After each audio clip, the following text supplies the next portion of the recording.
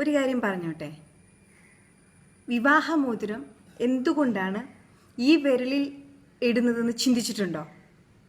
ഞാൻ ചിന്തിച്ചിട്ടുണ്ട്. ഞാനിങ്ങനെ അതിനെക്കുറിച്ച് എന്താണ് കാരണം, ഈ വിരലിലാണ് വിവാഹമോതിരം സാധാരണ അണിയുന്നത്, എന്തുകൊണ്ടാണ് ഈ വിരലിൽ നമ്മൾ പ്രിഫർ ചെയ്യുന്നതെന്ന് ഞാൻ ചിന്തിച്ചിട്ടുണ്ട്. അങ്ങനെ ചിന്തിച്ച് നടക്കുന്ന സാഹചര്യത്തിലാണ് ഞാൻ എവിടെയോ ഏതോ ഒരു ബുക്ക് വായിക്കാനിടയായി. അപ്പോൾ ആ ബുക്കിൽ പ്രതിപാദിച്ചിരുന്നൊരു പോയിന്റ് ഉണ്ട്. ഈ ചൈനക്കാരുടെ കണ്ടുപിടുത്തം ചൈനക്കാരുടെ വിശദീകരണം, വിവാഹമോതിരം എന്തുകൊണ്ടാണ് ഈ വിരലിൽ അണിയുന്നതെന്നുള്ള ഒരു വിശദീകരണം ഞാനതിൽ കാണുവാനിടയായി. അതെന്നെ വല്ലാതെ സ്ട്രൈക്ക് ചെയ്തു, വല്ലാതെ സ്വാധീനിച്ചു. അപ്പം അതെന്താണെന്ന് ഇപ്പോൾ ഞാനത് പറയാൻ പോവുകയാണ്. നമ്മുടെ രണ്ട് കൈകൾ ഇങ്ങനെ എടുക്കുക. എടുത്തിട്ട് ഈ സെൻട്രൽ വിരലുണ്ട്, നടുക്കത്തെ വിരൽ പതുക്കെ മടക്കി ചേർത്തു പിടിക്കുക. മനസ്സിലായില്ല? നടുക്കത്തെ വിരൽ പതുക്കെ മടക്കി ചേർത്ത് പിടിക്കുക. എന്നിട്ട് ഈ എല്ലാ വിരലും ചേർത്ത് പിടിക്കുക. അപ്പോൾ നടുക്കത്തെ വിരൽ മാത്രമാണ് മടങ്ങിയിരിക്കുന്നത്. ശ്രദ്ധിച്ചോളൂ, ഈ നടുക്കത്തെ വിരൽ മാത്രമാണ് മടങ്ങിയിരിക്കുന്നത്, ബാക്കി എല്ലാ വിരലും നമ്മൾ ചേർത്ത് പിടിച്ചിരിക്കുകയാണ്. എന്നിട്ട് ഈ നടുക്കത്തിൽ വിരൽ അനങ്ങാതെ, മടക്കി പിടിച്ചിരിക്കുന്ന വിരൽ അനങ്ങാതെ ഈ തള്ളവിരൽ അനക്കി നോക്കുക. നമുക്കത് വിടർത്താൻ പറ്റുന്നുണ്ട്. കണ്ടില്ലേ? ഈ തള്ളവിരൽ നമുക്കത് വിടർത്താൻ പറ്റുന്നുണ്ട്. ഇതാണ് മാതാപിതാക്കൾ.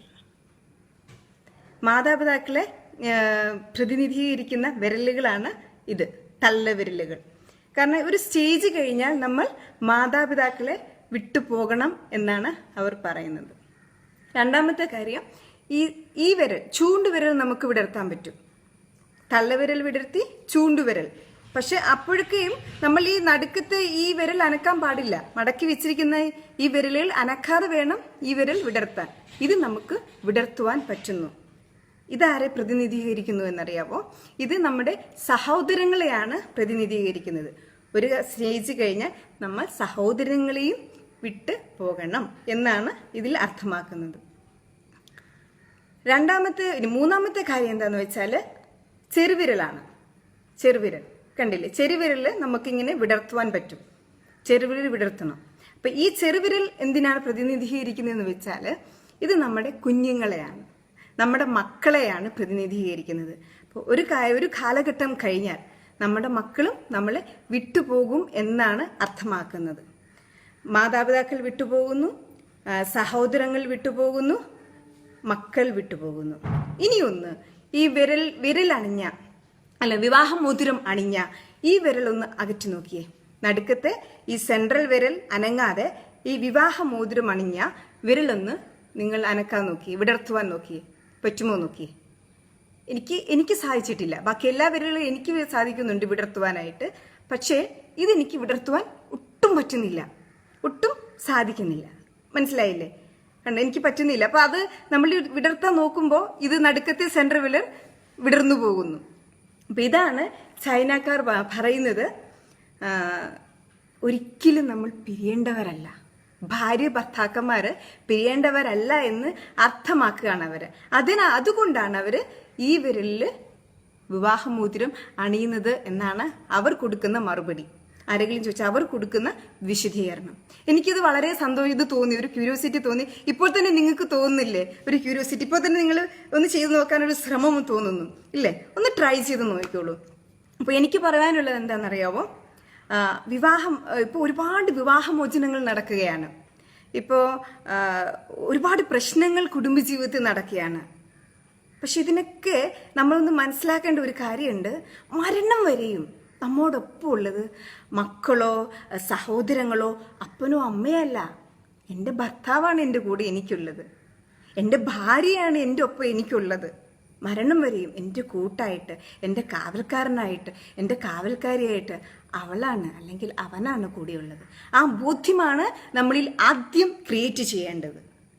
പക്ഷെ നമുക്ക് ഒരുപാട് പ്രശ്നങ്ങൾ ഉണ്ടാകാം കുടുംബജീവിതത്തിൽ, അത് സ്വാഭാവികം. കാരണം ഞാൻ ജനിച്ചു വളർന്ന സാഹചര്യത്തിലല്ല എൻ്റെ ഭർത്താവ് ജനിച്ചു വളർന്ന സാഹചര്യം. അതല്ല എങ്കിൽ എൻ്റെ ഭർത്താവ് ജനിച്ചു വളർന്ന സാഹചര്യത്തിലല്ല ഞാൻ ജനിച്ചു വളർന്നത്. അപ്പോൾ രണ്ട് സാഹചര്യം, വ്യത്യസ്തമായ സാഹചര്യങ്ങളിൽ നിന്നും നമ്മൾ ഒന്നിച്ച് ജീവിക്കുമ്പോൾ ഒരുപാട് പ്രശ്നങ്ങൾ ഉണ്ടാകും. പക്ഷേ അവിടെ എന്താ വേണ്ടതെന്നറിയാമോ? നമുക്ക് നമുക്ക് ക്ഷമിക്കാനുള്ള കഴിവും വിട്ടുകൊടുക്കാനുള്ള കഴിവും. പലപ്പോഴും നമ്മൾ ചെറിയ പ്രശ്നങ്ങൾ വരുമ്പോൾ വിട്ടുകൊടുക്കുമ്പോൾ നമ്മൾ എന്താ ചിന്തിക്കുക, അയ്യോ ഞാൻ കുറഞ്ഞു പോവുകയാണോ, ആള് വലുതാവുകയാണോ എന്നൊരു തോന്നലാണ്. അതൊക്കെ വൃത്തികെട്ട കോംപ്ലക്സ് ആണ് നമ്മൾ വിട്ടുകൊടുക്കുമ്പോൾ അല്ലെങ്കിൽ നമ്മളൊന്ന് ക്ഷമിക്കുമ്പോൾ നമ്മൾ തോക്കുകയല്ല ചെയ്യുന്നത്, നമ്മൾ ജയിക്കുകയാണ് ചെയ്യുന്നത്. കാരണം നമ്മളല്ലേ ജീവിക്കേണ്ടത്. ആരെങ്കിലും വന്ന് നമ്മുടെ ജീവിതത്തിൽ ഇടപെടുന്നുണ്ടോ? ഇല്ല. ഭാര്യ ഭർത്താവാണ്, ഭാര്യയും ഭർത്താവുമാണ് ജീവിക്കുന്നത്. അപ്പോൾ ആ രണ്ടുപേർക്കിടയിൽ ആരെങ്കിലും ഒന്ന് വിട്ടുകൊടുത്താൽ, ആരെങ്കിലും ഒന്ന് തോറ്റു കൊടുത്താൽ ജീവിതം സ്വർഗമാകും. അത് മനസ്സിലാക്കാതെയാണ് നമ്മുടെ ചീപ്പ് കോംപ്ലക്സ് എടുത്ത് മുറുകെ പിടിച്ചുകൊണ്ട് നിൽക്കുന്നത്. അങ്ങനെ വരുമ്പോഴാണ് ജീവിതത്തിൽ പ്രശ്നങ്ങൾ ഉണ്ടാവുക, കുടുംബജീവിതത്തിൽ പ്രശ്നങ്ങൾ ഉണ്ടാവുന്നത്. മക്കള് ഒരുപാട് ബാധിക്കുന്നു. ഇതെല്ലാം മക്കള് വഴിതെറ്റി പോകുന്നു ഈ കാരണങ്ങൾ കൊണ്ട്. പക്ഷെ നമ്മളത് മനസ്സിലാക്കി മുന്നോട്ട് പോവുകയാണെങ്കിൽ, വിട്ടു കൊടുത്ത് ജീവിതത്തിൽ ഒരു ക്ഷമയോടുകൂടി ജീവിതത്തെ തിരിച്ചറിഞ്ഞ് ഭർത്താവിൻ്റെ കുറവുകളെ അല്ലെങ്കിൽ ഭാര്യയുടെ കുറവുകളെ തിരിച്ചറിഞ്ഞ് മുന്നോട്ട് പോവുകയാണെങ്കിൽ നല്ലൊരു കുടുംബജീവിതം